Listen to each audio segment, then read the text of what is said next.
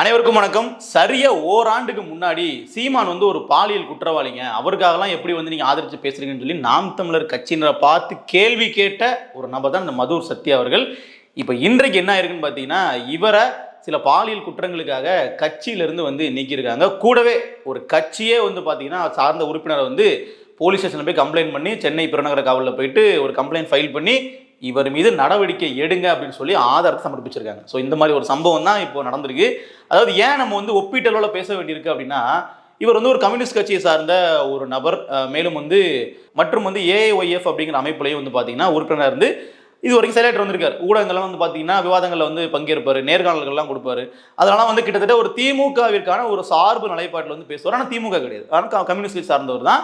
பெண் நிறுவனம் நடத்தக்கூடிய நிகழ்ச்சிகள் எல்லாமே வந்து பார்த்தீங்கன்னா கலந்து கொள்வார். ஆனால் திமுக கிடையாது, கம்யூனிஸ்ட் கட்சியை சார்ந்த ஒரு நபர் அடையாளப்படுத்திக் கொள்வார். ஸோ இப்படிப்பட்ட சூழலில் தான் இவர் மீது இந்த மாதிரி ஒரு குற்றச்சாட்டு இப்போ வந்திருக்கு. என்னன்னா, சரியா வந்து 13ஆம் தேதி என்ன ஆகுதுன்னா, ஒரு 3ஆம் நபர்னு அந்த அறிக்கையிலே மென்ஷன் பண்ணியிருக்காங்க. அதாவது முகம் அறியாத பெயர் தெரியாத ஒருத்தர் வந்து என்ன பண்ணியிருக்காங்கன்னா, ஒரு கம்ப்ளைண்ட்டை வந்து கம்யூனிஸ்ட் கட்சியினுடைய மாவட்ட செயலாளர் எஸ்கே சிவா அவர்களுக்கு அனுப்பிடுறாங்க. அதில் வந்து என்ன சொல்லியிருக்காங்கன்னா, இந்த நபர், இந்த மதுர் சத்யான்ற நபர் வந்து பார்த்தீங்கன்னா பல பெண்களை வந்து மேனிப்புலேட் பண்ணி அவங்களோட பாலியல்ச்சிக்கு வந்து பயன்படுத்துகிறாரு அப்படிங்கிற மாதிரி குற்றச்சாட்டுகளோட ஒரு மெயில் வந்து அனுப்பிடுறாங்க. ஸோ அந்த மெயில் பற்றிய உண்மைத்தன்மை இதெல்லாம் வந்து இருக்கா இல்லையா, ஏன் இப்படி சொல்கிறாங்க அப்படிங்கிறத 14ஆம் தேதி நடந்த மாவட்ட செயலாளர்கள் கூட்டத்தில் இந்திய கம்யூனிஸ்ட் கட்சியை சார்ந்த நபர்கள் வந்து பார்த்தீங்கன்னா விவாதம் பண்ணதுக்கு அப்புறமா, அது கலந்தாலோசனைக்கு அப்புறமா இவரை வந்து கட்சியிலிருந்து நீக்கிறாங்க. கூடவே இவர் மீது நடவடிக்கை எடுக்கணும் அப்படிங்கிற தீர்மானத்தையும் வந்து நிறைவேற்றி இப்போ இவர் வந்து போலீஸ் ஸ்டேஷனில் கம்ப்ளைண்ட் வந்து கொடுத்துருக்காங்க. இப்போ நம்ம இந்த இடத்துல பேச வேண்டிய சில கருத்துக்கள்லாம் இருக்குது. என்னன்னா, முதல்ல இவரினுடைய முந்தைய கால பேச்சுகள், அதாவது அடிப்படையில் வந்து இவர் மேலேயே ஒரு குற்றச்சாட்டு இருக்குது, இவர் மேலேயே வந்து பார்த்தீங்கன்னா பல பெண்கள் புகார் சொல்லியிருக்காங்கன்றது ஒரு பக்கம் இருந்தாலும், வெளியே வந்து நம்ம மேடைகளில் பார்க்கும் பொழுது இவர் எப்படி பேசுவார் அப்படிங்கிறத நம்ம கவனிக்கணும் இல்லையா?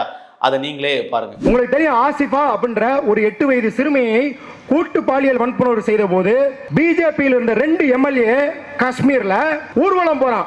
இந்திய கொடியை கையில பிடிச்சு பாரத் மாதா கி ஜெய் ஜெய் ஹிந்த் சொல்லி அவர்களை கைது செய்யாதீங்கன்னு போனான். அந்த பாரத மாதா உன் மூஞ்சில காரி துப்பாதா? உன்னை செருப்பு கட்டி அடிக்க மாட்டாளா? இந்தியாவில் எங்கேயோ ஒரு மூலையில வந்து ஆசிஃபா அப்படிங்கிற ஒரு குழந்தைக்கு ஏற்பட்ட அந்த பாலியல் சிக்கல் குறித்து, அந்த பாலியல் வன்கொடுமை குறித்துலாம் வந்து பேசக்கூடிய நபர் இங்கே அவர்கள் சுற்றியுள்ள சூழல்ல அவர்கள் வந்து திரை மறைவுல எப்படி இருப்பாங்க அப்படின்றதுக்கு இது வந்து ஒரு சிறந்த எடுத்துக்காட்டாக கூட இருக்கும். சரி, இது மட்டுமா அப்படின்னு கேட்டிங்கன்னா இல்லை. சில மாதங்களுக்கு முன்பாக தாவேகா சார்பில் வந்து பார்த்தீங்கன்னா நிகழ்ச்சி ஒன்று ஆர்கனைஸ் பண்ணியிருந்தாங்க. அதாவது விகடன் சார்பில் நடத்தினாங்க. அதில் விஜய் அவர்கள் தலைமை தாங்கியிருந்தார். ஏன்னா அம்பேத்கருக்கான விழா அது. அதில் வந்து பார்த்தீங்கன்னா அம்பேத்கரினுடைய ஒரு புத்தகத்தை வந்து விஜய் அவர்கள்கிட்ட இருந்து இவர் வந்து பரிசை வாங்குற மாதிரியான அந்த சம்பவம் நடந்துச்சு. ஸோ அந்த பரிசை வாங்கினதுக்கப்புறம் அந்த மேடையில் எதுவுமே சொல்லலை, அங்கே வந்து வாங்கிட்டு வந்துட்டாரு. வந்ததுக்கப்புறம் வந்து பார்த்தீங்கன்னா ஒரு பேட்டி கொடுக்குறாப்புல, விஜய் கிட்ட இருந்து இந்த மாதிரியான ஒரு பரிசை வாங்குறது நான் வந்து அருவருப்பான்னு நினைக்கிறேன் அப்படின்னு சொல்லி பேசினாப்புல.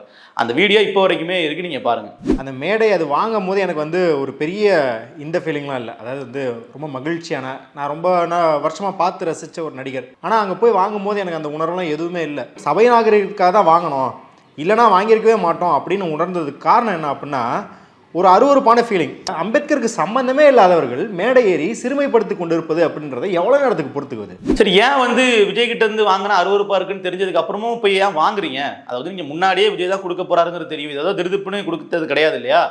அப்போ எல்லாமே பிளான் பண்ணி நடக்கும்போது ஏன் போய் வாங்க போனீங்க அப்படின்னு கேட்டதுக்கெல்லாம் வந்து பார்த்தீங்கன்னா, இல்லை அந்த மேடையில் விஜய் அவர்கள் பேசுனது எனக்கு பிடிக்கல, விஜய் அவர்கள் இப்படிலாம் பண்ணிட்டார், நான் இதெல்லாம் வந்து எதிர்பார்க்கல, அப்படி இப்படி ஏதோ ஒன்று பேசிட்டு இருந்தாப்புல. ஸோ இப்படி எல்லா இடத்துலையும் வந்து பார்த்தீங்கன்னா அவருடைய கருத்துக்கள்லாம் வந்து ஒரு பெரிய முற்போக்குவாதி போல, ஒரு பெரிய அளவில் சமூகத்தையே சீர்திருத்த பிறந்த நபர் போல வந்து பேசிட்டு இருக்க ஒரு நபர் இந்த மாதிரிலாம் வந்து பண்ணிட்டு இருக்காரு அப்படிங்கிறது இப்போ ஊடகங்கள் வெளியாகக்கூடிய தகவலாக இருக்குது. இப்போ இந்த குற்றச்சாட்டு வெளியான உடனேவே அவர் தரப்புல இருந்து பார்த்தீங்கன்னா ஒரு விளக்கமும் வந்து கொடுத்துருக்காரு. அதாவது என் தரப்பு நியாயத்தை நீங்கள் யாருமே வந்து கேட்கல, அந்த ஒரு சில பெண்கள் வந்து சொன்ன குற்றச்சாட்டுகளின் அடிப்படையில் நீங்கள் நடவடிக்கை எடுத்திருக்கீங்க அப்படின்னா எனக்குமே வந்து ஷாக்கிங்காக இருக்குது. நானுமே வந்து கம்யூனிஸ்ட் கட்சியினுடைய அந்த அறிக்கையை பார்த்துறதுக்கு பின்னாடி தான் எனக்கே தெரியுது எனக்கு கட்சியிலேருந்து நீக்கியிருக்காங்க அப்படின்னு சொல்லிட்டு, இதை நான் சட்டப்படி நான் வந்து எதிர்கொள்வேன் அப்படின்னு சொல்லிட்டு அவர் போட்டிருக்காப்புல.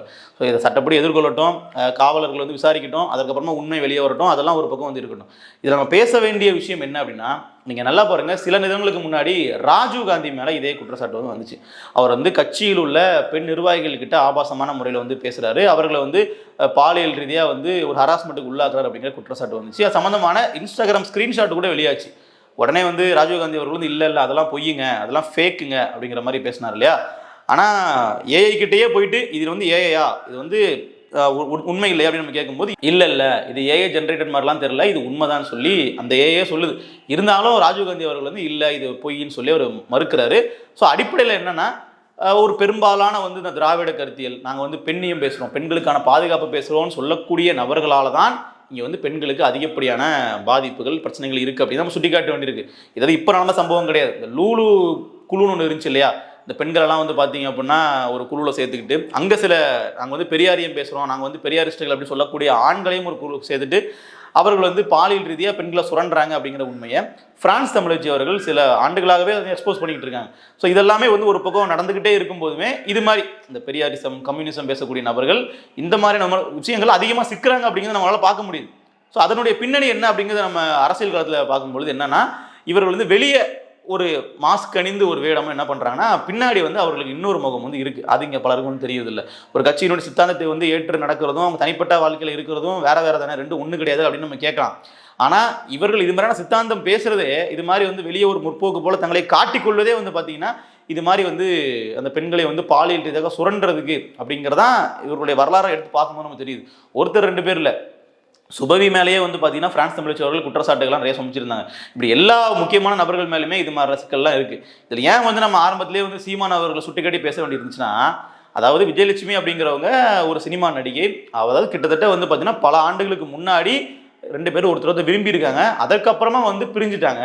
அப்படி அது எந்த விதமான ஒரு சட்டத்திற்கு புறமான விஷயமோ இல்லை தவறான விஷயமோ நடக்கல. அப்படி இருந்த சூழலில் கூட ரெண்டு பேரும் விருப்பப்பட்டு வந்து ஒன்றா பழகி அப்புறம் பிரிஞ்ச அப்புறமா கூட அந்த நடிகை இப்போ வந்து சீமான் அவர்கள் திருமணம் ஆனதற்கு பின்னாடி வந்து என்ன பண்ணுறாங்க, சீமான் வந்து என்னைய திருமணம் பண்ணிக்கிறேன்னு சொல்லி ஏமாத்திட்டாரு, இத்தனை வருஷமாக எனக்கு தோணலாம், ஆனால் இப்போ எனக்கு திடீர்னு எனக்கு சீமான் கூட ஒன்றா சேர்ந்து வாழணும்னு தோணுதுன்னு வம்படியாக ஒரு அரசியல் காரணங்களுக்காக வந்து பிரச்சனை பண்ணுறாங்கன்றது வெளிப்படையாக தெரிஞ்ச போது கூட இந்த பெரியாரிசம் பேசக்கூடிய நபர்கள், திராவிடம் பேசக்கூடிய நபர்கள் எல்லாருமே சொன்ன விஷயம் அப்படிங்கிறது சீமான் வந்து ஒரு பாலியல் குற்றவாளி.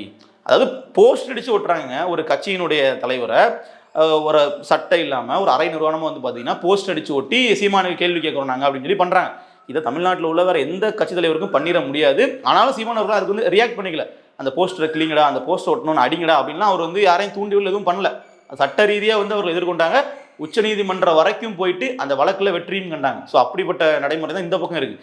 ஆனால் இவர்கள் என்ன பண்ணாங்க, இப்போ வரைக்கும் வந்து பார்த்தீங்கன்னா சீமான் வந்து இப்படி அப்படிங்கிற மாதிரி இப்படி பேசிகிட்டு இருக்காங்க இல்லையா.